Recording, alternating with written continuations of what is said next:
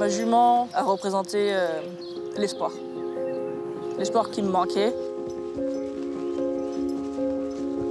Ça m'a redonné la vie de la voir. Je m'appelle Béatrice de Lavalette. J'ai été victime des attentats de Bruxelles. Je n'avais que 17 ans.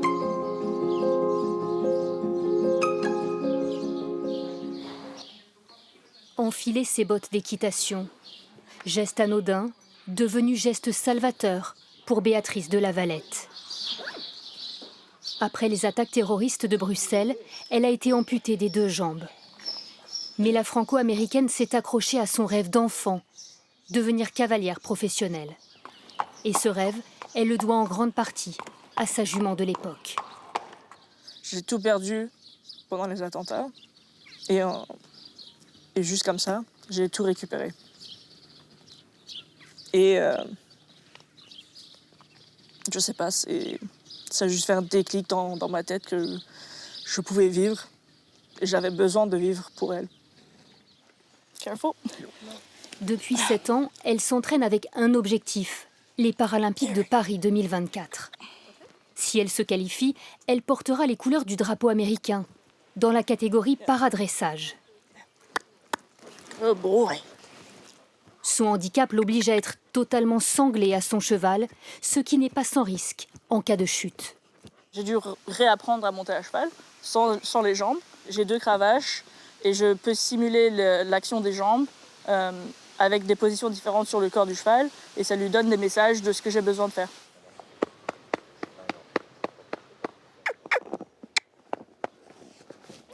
L'attentat m'a donné une envie de gagner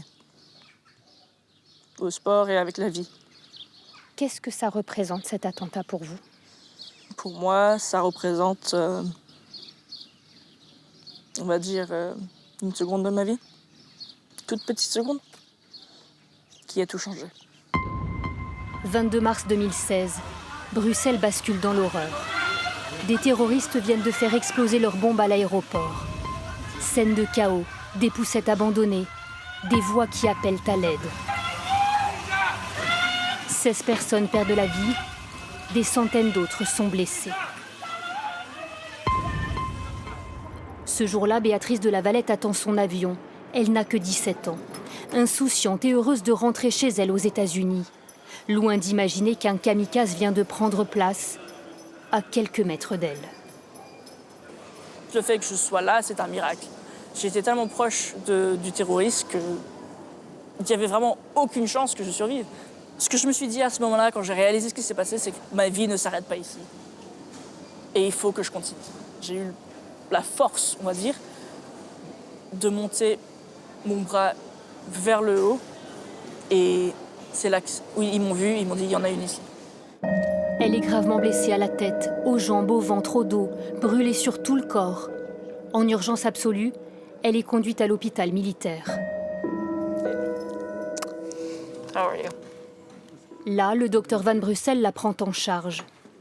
Depuis l'attentat, il se voit fréquemment. Mais c'est la première fois qu'elle revient ici, dans l'unité où elle a été hospitalisée. On a dû t'opérer en catastrophe.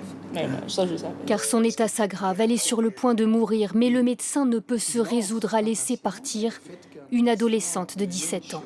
Pour moi, maintenant c'est mon enfant. C'est ma fille. Le problème, c'est qu'on s'engage. De cette histoire commune, ils tirent tous deux une force indescriptible. Il y a des patients phares. Il y a des patients qui illuminent. Je ne crois pas que tu peux comprendre le cadeau que tu m'as fait. Oui, parce que tu comprends. Ouais. Ça donne du sens au travail que je fais. Je voudrais te remercier pour ça. Ouais, moi, je peux te remercier pour me sauver la vie. Et je t'avais appelé ma fille. Donc. Mais pour Béatrice, cette résilience est le fruit d'un long combat contre la souffrance, le chagrin et des mois de dépression. Pour moi, c'était la fin. J'avais 17 ans et sans jambes, brûlée. Plusieurs fois, je me suis dit, est-ce que j'ai envie de vivre cette vie? Mais elle refuse de laisser la barbarie terroriste l'emporter. Et c'est debout qu'elle va chercher son diplôme de fin de lycée.